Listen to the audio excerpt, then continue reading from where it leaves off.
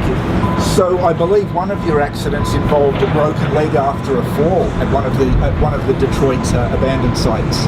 Yeah, I was in a building in Eastern Market, and I was in like the third floor, and it was in a sunlit area, so my eyes were all adjusted to light, and I walked into another room where it was very dark.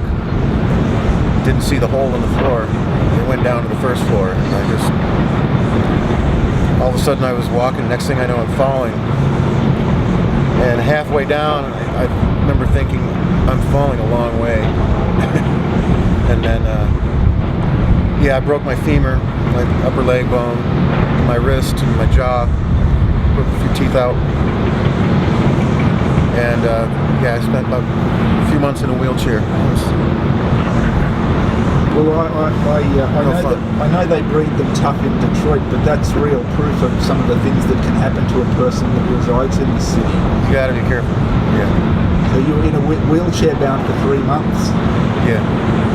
Did any of this curb your appetite for adventurous urban exploring around the city? Did it make you think twice, or did it just slow you down? It did slow me down a little bit.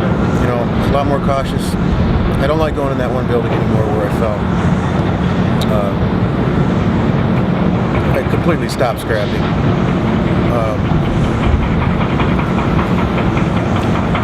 But I still like to go through some of the old buildings. You know, I don't do it as much anymore, though. I've seen them all. You've seen them all. So, how has scrapping or urban exploring changed over the years? I believe for scrappers, I think for any potential scrappers out there now, the pickings aren't as good as they once would have been. There's not a lot left to scrap. You know, taking it all. So most of them turn to thieving. You know. Detroit's notorious crime rate. Is that what you're referring to, or?